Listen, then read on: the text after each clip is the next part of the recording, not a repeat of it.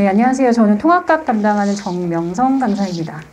자, 일단 저는 제 소개를 간단하게 하면 사실 대부분의 수업은 저는 지금 대치동에서 하고 있고요. 그리고 딱 여기 동탄만 경기권에서 2016년도부터 여기 지금 동탄 면인이 시작됐을 때 2년을 계속 이어가서 사실 6년 차에 접어들었어요, 지금.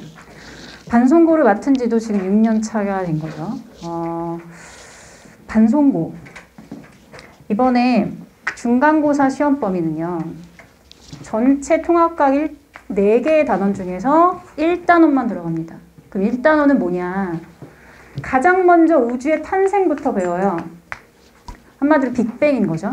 그래서 우주의 탄생을 딱 배우고 나면 그 다음엔 여러 가지 원소들이 생성됩니다. 별들이 진화하고 별들이 탄생하면서 그 안에 원소들이 탄생이 돼요. 그리고 그 원소들을 배우면 여러 가지 화학 결합 파트로 넘어가게 됩니다. 그리고 나서 여러 가지 지각을 구성하는 물질들, 그 다음 생명체를 구성하는 물질들, 그리고 마지막 신소재 파트까지. 지금 하나의 대단원 안에 여기 지금 우주 파트, 여기 물리와 지구과학이고요. 그 다음에 원소와 화학결합 파트, 요거는 화학입니다. 그 다음에 지각을 구성하는 물질, 요거는 지구과학이고요. 마지막 생명체, 요거는 생명과학이에요. 그리고 신소재, 물리학입니다. 그럼 지금 이 말은 뭐냐면 하나의 단원 안에 물화생지 영역이 한꺼번에 같이 들어있다. 이게 지금 통합각이고요. 문과와 이과에 상관없이 1학년 때 무조건 내신으로만 배우는 게 요게 지금 통합각입니다. 그럼 반송고는 어땠느냐? 2019년도까지만 해도요. 중간고사 때 만점자가 한 30명 넘게, 2학기 때도 마찬가지 30명 넘게 나왔어요. 그럼 어떻게 해야 돼요? 기말고사 때는 난이도를 조절해야 되죠. 왜냐면 30명이 너무 많이 나왔으니까. 그래서 기말고사 때는 대폭 상승합니다. 난이도가. 근데 왜 그럴 수밖에 없냐면요. 2단원에 해당하는 게 기말고사 시험 범위예요. 근데 이 2단원의 기말고사 시험 범위에 뭐 지구 시스템, 생명 시스템이 있긴 하지만 여기서 판가름 나는 부분은 어디냐? 역학적 시스템이에요. 그럼 이제 역학이 뭐냐면 물리 파트죠. 그러니까 이제 물리를 어려워하는 여학생들, 물리를 극혐하는 학생들, 그 다음에 물리는 아예 대놓고 포기하는 학생들이 탄생합니다. 그러면서 점점 이제 난이도가 조절이 되고, 그리고 당연히 여기는 계산하는 문제가 포함되기 때문에 그래서 변별력 있게 문제를 낼 수가 있어요. 물화생지 영역 중에서 고3 수험생들과 재수생들이 제일 선택 안 하는 과목이 뭘까요? 물리예요, 물리. 물리가 제일 꼴찌예요. 그럴 수밖에 없는 게 물리를 사실상 학생들은 이제 물리를 잘하는 학생들이 조금 정해져 있어요. 약간 물리는 물리적인 센스가 좀 필요합니다. 근데 이제 그런 부분들이 이제 어려우면 물리를 선택하는 것 자체가 힘들고요. 요새는 어떠냐면요. 그 지금 수능에서 50점 만점이거든요, 물리가. 근데 50점 만점을 받아야지만 1등급 받을 수 있어요. 왜냐면 워낙에 물리는 매니아층들이 선택을 해요. 과고 학생, 물리 좋아하는 학생, 물리 소질 있는 학생. 그러고 나서 정부 차원에서는 물리 문제를 어렵게 출제 안 하려고 해요. 왜냐면 너무 물리를 선택 안 하니까 과학기술을 발달시켜야 되잖아요. 사실 우리는. 대학 가서도 물리는 무조건 배우거든요. 일반 물리학은. 대학교 1학년 때 이과생이라면. 그러니까 공부를 안 하면 안 돼요. 그래서 일단은 문제 난이도가 많이 어렵지는 않아요. 그래서 50점 만점을 받아야 돼요. 일단 상황은 지금 그렇다는 거. 그래서 지금 우리가 1단원, 요게 중간고사 시험 범위인데 기말고사 때 어려운 범위가 포함되니까 자체적으로 난이도 등급이 확실하게 정해질 수 있습니다. 한 96점, 97점, 그 정도 돼요. 근데 작년 같은 경우는 코로나가 있었죠. 자꾸 시험이 뒤로 밀렸죠. 진도를 나가기가 좀 힘들었죠. 그러다 보니까 100% 다 객관식을 냈습니다. 2019년도까지만 해도 객관식과 서론 수량이 같이 합쳐서 문제가 나왔어요. 근데 2020년도에는 처음으로 반송고가 그런 적이 없는데 객관식만 냈어요. 그 객관식으로 냈지만 만점자가 그렇게 많이 나오진 않았어요. 이게 코로나 때문에 그런 것 같은데 그러다 보니까 올해는 그러면 다시 돌아가지 않을까 싶어요. 제가 생각할 때는 선원 수령도 포함할 수 있지 않을까. 그러니까 특별한 변동사항이 없는 이상, 갑자기 막 코로나가 다시 터져가지고 확산되지 않는 이상은 지금 학교를 가는 분위기이고, 그러다 보면 다시 중간고사에 선택형과 선원 수령이 같이 포함될 거라고 생각은 해요. 문제 유형에 대해서 말씀드릴게요. 첫 번째는 개념에 대해서 확인하는 문제 유형. 무조건 나옵니다. 왜 그러냐면 이제 개념학의 문제는 무엇이 옳고 그른지를 확인하는 문제예요. 근데 이제 기억, 니은, 디귿 보기가 있죠. 이거 중에서 옳은 걸 고르시오인데 굉장히 헷갈리게 되십니다. 왜냐면 이 중에서 내가 맞는 게 무엇인지 모르는 게 무엇인지를 확실하게 아는지 여부를 확인을 해야 되는 부분이라서, 그리고 그럼에도 불구하고 지금 문과와 이과생들이 한꺼번에 같이 있으니까 그래도 문과생도 맞춰야죠. 이과만 유리할 수는 없잖아요, 과학이. 그러다 보니까 여기에서 약간 변별력을 내시게 할 때는 헷갈리는 문제 유형으로 내세요. 그래서 보기에서 파악하게 하는 거. 그 다음에 이제 두 번째는 뭐냐면 거의 대부분의 문제에는 그림 자료와 그 다음 그래프 자료와 그리고 표 자료가 무조건 들어가요. 이건 무조건 들어가요. 그러면 이제 요거는 뭘 물어보는 거냐면 자료 해석 능력을 물어보는 거예요. 그래서 이 학생이 자료 해석 능력이 있는가 여부를 확인하는데, 실제로 1학년 때부터 이런 것들이 기반으로 삼아서 2학년, 3학년으로 연결이 됩니다. 그 2학년, 3학년 수준은요, 과학이요, 정말 어려워요. 정말 어렵습니다. 1학년 때 배우는 통합과학은요, 정말 단순하게 그 물화생지 원 영역과 투 영역의 가장 기본적인 것만 실어놓은 거예요. 근데 그럼에도 불구하고 우리가 문제가 어렵게 출제될 수 있는 부분은 정해져 있단 말이에요. 그 정해져 있는 부분만 제대로 공부를 하면 어느 정도 점수를 맞출 수 있게끔 하는 게 지금 통합과학이에요. 그래서 이제 그림 자료, 그래프 자료, 표 자료는 무조건 제대로 공부를 해놔야 되지, 그렇지 않으면 고3 때까지 모두 다 실력이 쌓일 수 있도록 해주는 기반이 될 수 있다. 이렇게 생각하시면 되고, 그 다음 세 번째는 이제 용어에 대해서 확인하는 문제. 블랭크 박스를 두고요. 이게 무엇을 나타내는 것인지, 용어에 대해서 정확하게 쓰는 거, 선원 수령이 나왔다. 그러면 이제 정확하게 쓰는 거. 아니면 그 용어에 대해서 서술하시오. 정확하게 쓰는 거. 지금 객관식으로 나왔다. 그럼 이제 맞는 거를 차례 넣어가지고 집어넣을 수 있게끔 이제 그런 것들의 문제용이 좀 많이 나와요. 그리고 나서 이제 네 번째 문제에 해당하는 것들은 논리적인 이유를 서술하시오.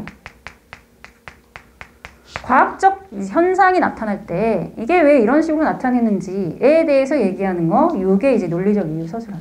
서술형이 포함이 된다면 이제 이게 들어갈 겁니다. 그래서 일단은 이렇게 네 가지 유형으로 나올 수 있지만, 만약에 이제 2단원으로 들어가게 된다면 다섯 번째로 많이 나오는 게 계산하는 문제 유형이에요. 아무래도 물리가 들어가니까. 근데 2학기 때는 그럼 어떤 물리가 나오느냐? 전기 파트가 나옵니다. 전기도 또 극혐하는 학생들이 또 많아요. 전기도 싫어해요, 애들이. 근데 거기가 좀 어려워요. 그 다음에 또 어디가 어렵냐? 그 2학기 때 또 어려운 부분은 화학 파트예요. 거기에 이제 산화환원과 중화반응이 있는데 일명 화학의 킬러 파트라고 해요. 그거는 매해마다 어렵습니다. 그래서 일단은 우리 1학기 때만 가정을 하면 1학기 때는 중간고사는 여기까지. 근데 기말고사까지 포함한다? 그러면 계산 문제까지 이렇게 나올 겁니다. 그러면 제일 중요한 건 뭐니 해도 개념이에요, 개념. 개념을 완벽하게 숙지하지 않고 문제를 풀 수가 없고요. 헷갈리는 문제가 많이 나오고요. 그리고 그런 부분들이 제대로 되지 않으면 응용 문제도 풀 수가 없어요. 그래서 이제 개념에 대한 진도를 나가면 저는 끝나기 30분 전에 복습 테스트를 볼 겁니다. 왜냐면 이제 이 학생이 제대로 공부를 잘 들었는지 확인하는 문제예요. 근데 갑작스럽게 많은 걸 암기할 수 없기 때문에 중요한 포인트들만 잡아서 복습 테스트를 할 거예요. 이때는 꼼꼼하게 하는 게 아니라 중요한 것만 세세하게 하는 게 아니라. 그러면 이제 그 다음 주에 이제 본격적인 수업에 들어가기 전에 그때 이제 수업 테스트가 진행이 되는데, 이게 지난주에 배웠던 걸 기반으로 삼아서 꼼꼼한 테스트가 진행이 되는 거예요. 제대로 암기했는지 여부 파악. 그러면 OX 들어갈 거고요. 단답형 들어가게 됩니다. 그리고 나서 객관식 문제 유형에 해당하는 것도 순차적으로 볼 거예요. 그럼 이 객관식 문제 유형은 계속해서 시간이 지날 때마다 난이도가 상승합니다. 우리가 내신 문제 유형도 풀어야 되지만 모의고사 기출문제 유형도 풀어야 돼요. 고1 문제만 푸는 게 아니라 고2 문제도 풀 거예요. 왜냐면 계속해서 난이도는 증가되고 있는 추세이기 때문에. 그리고 한두 문제가 어렵게 출제가 돼요. 나머지는 좀 괜찮게요. 괜찮았기 때문에 실수하면 안 돼요. 그럼 그 한두 문제 어려운 문제를 잡기 위해서 1등급을 구분하는 문제를 잡기 위해서 이렇게 테스트가 진행이 되고요. 그리고 나서 이제 이런 테스트들은 모두 다 누적해서 봅니다. 누적. 왜냐하면 학생들이 까먹기 때문에. 그래서 까먹는 걸 방지하려고. 그리고 이제 과제물도 같이 나가는데 과제물 또한 누적 과제물입니다. 이 1단원 영역이요. 암기할 게 되게 많아요. 그리고 저기 우주 파트가요. 별까지 있거든요. 되게 생소해요. 학생들이 거기서 많이 틀려요. 그리고 화학 파트는 의외로 괜찮게 풀어요. 왜냐하면 약간 선행한 학생들이 좀 있거든요. 그러다 보니까 거기는 좀 괜찮아요. 근데 나머지 부분에서 새롭게 나오는 생소한 부분들을 좀 틀려온다는 거죠. 그런 부분들을 잡기 위해서도 그런 것이고, 그래서 이것도 누적 과제물로 나가는데, 근데 아무리 누적이라고 할지라도 뭐 수학처럼 어려운 문제를 푸는 게 아니란 말이에요. 한 문제 풀 때 시간이 그렇게 많이 오래 걸리지 않아요. 그러니까 내가 맘 잡고 그냥 한 하루에 30분이나 1시간만 투자하면 점수가 나오는 게 과학인데 그걸 안 해요. 근데 제가 1학년 때 강조하는 게 뭐냐면요. 1학년 때 무조건 1등급 따라고 얘기해요. 1학년 때. 이게 왜 그러냐면 문과와 이과가 통합되어서 전체 인원수의 4% 안에 들어야 1등급 딸 수 있는 거거든요. 그러면 전체 인원수가 제일 많이 확보되는 게 1학년 때예요. 거기에서 4% 안에 들어야지만 1등급 따는데 대체적으로 반송고는 13명에서 14명 정도가 1등급을 가져와요. 대치동은 안 그렇습니다. 대치동은 250명 많아봤자 적으면 200명이에요. 그럼 10명? 그 정도밖에 안 돼요. 더군다나 문제 유형은 진짜 어려워요. 그래서 거기는 피 터집니다, 진짜. 정말 힘들어요, 1등급 따기가. 근데 이제 동탄 지역은 문제 유형이 그렇게까지는 아니에요. 그러니까 내가 조금만 열심히 해놓으면 그러면 1등급 가져가기 되게 쉽단 말이에요. 근데 그걸 놓치면 너무너무 안타까워요. 그래서 1학년 때 1등급 놓치면 안 돼요. 특히나 나는 이과 진로로 갈 거다. 이과 진로생들이 지금 약간 유리합니다. 뭐가 유리하냐면요. 지금 의치대랑 약대 인원수가 엄청나게 늘어났단 말이에요. 그러면 최상위권이 그쪽으로 빠질 거예요. 그러면 서울대, 연고대에 약간 상위권 대학을 들어갈 수 있는 확률이 높아지는 거예요. 그러니까 내가 조금만 더 하면 서울대, 연고대, 이과대, 공과대를 갈 수 있다는 거죠. 그래서 지금 이과 진로 학생은 그게 되게 유리해졌어요. 그걸 놓치면 너무너무 안타까운 거죠. 그래서 지금부터 열심히 해놔야 돼요. 고1. 1등을 놓치시면 안 되고. 그래서 이제 제가 약간 올해 뭘 느끼냐면요. 상위권하고요. 중하위권이 정말 갭이 되게 심해요. 제가 왜 그런지 가만 생각해 보니까 중학교 때 학교를 안 갔더라고요. 중3 때. 그리고 과학은요. 중학교 과학이랑 똑같이 생각하시면 안 돼요. 중학교 때는 그냥 한두 장 프린트 주고 거기 그냥 다 외우면 거기서 나와 이렇게 말씀하시는 학교가 되게 많은데 고등학교는 그렇지 않아요. 그리고 잘하는 학생들이 더 많이 모여져 있어요. 그래서 쉽지가 않단 말이에요. 그러다 보니까 지금 상위권은 어딜 가나 다 잘해요. 대면 수업이 됐든 비대면 수업이 됐든 뭐라든 다 되거든요. 근데 중하위권은 지금 거의 과학이 백지 상태예요. 제가 이제 겨울방학 때 보니까 정말 어려워하더라고요. 그래서 되게 심각하거든요, 지금. 그래서 제가 지금 뭘 계획 중이냐면 시험 3주 전부터 밤 10시 30분부터 새벽 2시까지 제가 줌을 오픈하려고 해요. 줌 독서실을. 그래서 이 시간에 학생이 들어오는 거예요. 그러면 얼굴을 보여주는 게 아니라 책상 위를 보여주는 거예요. 그래서 자기가 지금 공부를 하고 있다라는 걸 보여주는 게 지금 이 시간에 줌 독서실을 운영하려고 하는 거예요. 왜냐하면 학생들이 지금 의지력이 굉장히 약해졌어요. 공부를 제대로 안 하고 있어요, 지금. 제가 보니까. 그래서 그걸 좀 잡아주려고 이 시간에 국어, 영어, 수학 다른 공부해도 되고요. 과학 공부해도 되고요. 일단 공부를 하라 이 얘기예요. 유튜브나 게임하지 말고.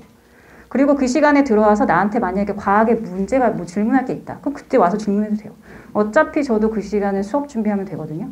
그래서 그 시간에 와서 학생들한테 공부를 하고 있는지 모습을 보게끔. 그래서 제 수업을 듣는 학생들한테는 그렇게 해주려고 하고 있고요. 그리고 강제는 아니지만 그래도 내가 일주일 동안 성실하게 들어왔다. 그런 학생들에게는 소정의 상품을 주려고 해요. 그래도 나는 일주일 동안 나는 열심히 공부했다. 이거를 좀 보여주는 애들은 제가 아 잘했다, 기특하다 이런 의미에서 제가 일주일 동안에 계속 나눠주려고 해요. 지금 심각합니다. 지금 제가 살짝 말씀드리면 대치동은요 아무리 비대면 수업하고 학원 수업 안 하고 한다고 할지라도요 소규모 그룹을 만들어서 스터디 카페에서 공부를 해요. 선생님 모시고. 그러니까 저도 그렇게 했고요. 근데 지금 여기 동탄 지역의 학생들이 지금 중하위권 학생들 진짜 정말 심각합니다. 근데 다 똑같이 나중에 3년 뒤에 수능 볼 거잖아요. 갭이 너무 심해요.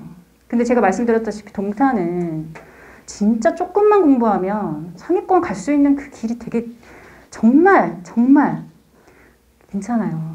대치동은 진짜 심각하단 말이에요. 얼마나 진짜 피 터지는 줄 아세요? 진짜 장난이 아니에요. 근데 그래도 할 수 있습니다.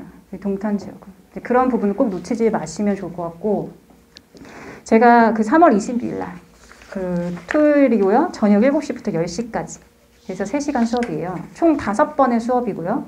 그리고 한 번의 직전 대비로 진행이 될 겁니다.